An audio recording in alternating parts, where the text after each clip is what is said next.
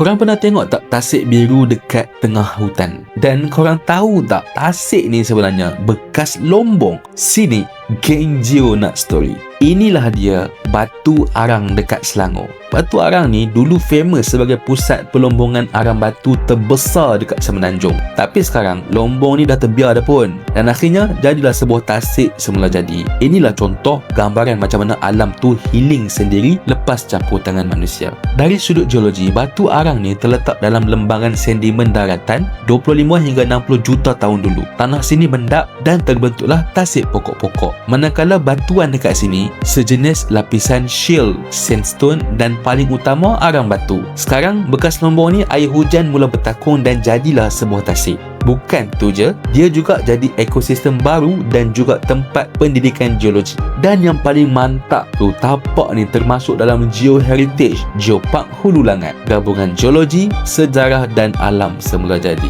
So gang, Batu Arang bukan setakat lombong lama aja, tapi cerita bumi jutaan tahun dulu. Dari lubang lombong jadi tasik dan akhirnya jadi Geoheritage Malaysia. Dapat something?